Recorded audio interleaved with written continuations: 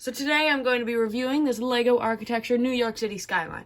So this set is surprisingly large. I think it's excellent, especially the One World Trade Center is ginormous. I had to push the model all the way back just so it would fit on the camera. I think I'm going to be going one by one through all the buildings, telling you about how they're created, and maybe even a little bit of history about those buildings. Standing on Liberty Island at the entrance to New York Harbor, the Statue of Liberty was a welcoming signal to millions of immigrants and a symbol of freedom and democracy in the United States. Designed by the French sculptor Frédéric Auguste Bartholdi and given as a gift to the United States from the people of France, the robed female figure represents Roman goddess Libertas. In one hand she holds a torch, and in the other she holds a tablet inscribed with the date of the American Declaration of Independence, July 4th, 1776.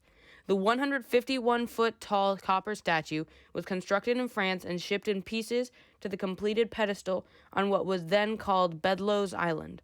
The dedication ceremony in October 1886 was presided over by President Grover Cleveland and marked by New York's first-ever ticker tape parade.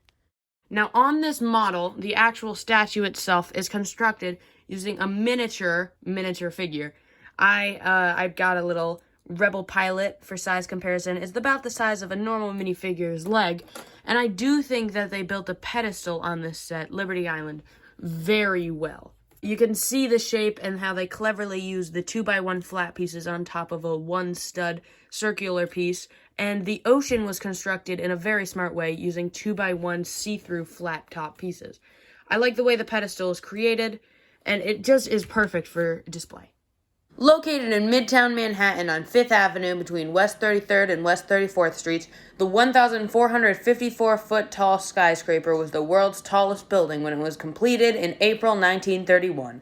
It remained so for nearly 40 years and is still the 4th tallest skyscraper in the United States and the 25th tallest in the world. Named after the nickname for the state of New York, the Empire State, the distinctive Art Deco-style structure was designed by Brooklyn-born architect William F. Lamb. Construction began in the early 1930s and was completed only 410 days later, 12 days ahead of schedule. President Herbert Hoover officially opened the 102-story building on May 1st, 1931, when he turned on the building's lights directly from Washington. Over 4 million tourists visit the building's 86th floor observation deck every year to experience a unique panoramic view of New York City. Widely regarded as an American cultural icon, the Empire State Building was hailed as one of the 7 wonders of the modern world by the Modern Society of Civil Engineers in 1994. I think the design of the Empire State Building in the set is absolutely brilliant. It looks just like the Empire State Building, and with use of the 1x2 flat, lined, graded tan pieces on this set, they really made it look like the actual Empire State Building, with all of the dynamics of the real one. I do think that it is perfect, probably one of my favorite buildings on this entire set, and it was just actually also really fun to build. At 1,046 feet, the Chrysler Building was the world's tallest building for 11 months before being surpassed by the Empire State Building in 1931. It remains the tallest steel-supported brick building in the world and is seen as an outstanding example of classic Art Deco architecture. It was designed by New York architect William Van Allen for Walter P. Chrysler, chairman of the Chrysler Corporation, and construction commenced in September 1928. Almost 400,000 rivets were used in the creation of the steel skeleton, and over 3.8 million bricks were manually laid as the building took shape.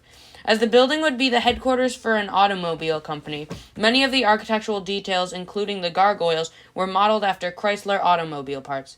The iconic stainless steel crown is composed of 7 radiating arches, ending in a 125-foot-long spire. Declared a U.S. National Historic Landmark in 1976, the Chrysler Building is consistently rated one of the finest buildings in New York by architects and scholars.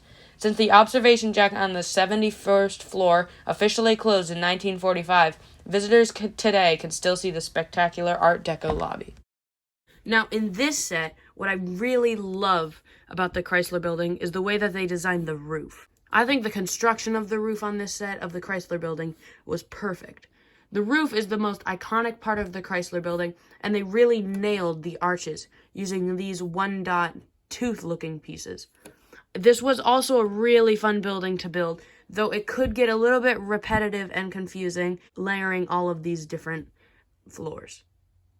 Although never the tallest building in New York, or even the first building in the United States with a triangular ground plan, the Flatiron Building remains one of New York's most memorable structures. Sitting on the intersection where Fifth Avenue and Broadway cross, the Flatiron's famous form was dictated by the shape of the plot of leftover land that lay undeveloped as the city raced northward during the second half of the 19th century.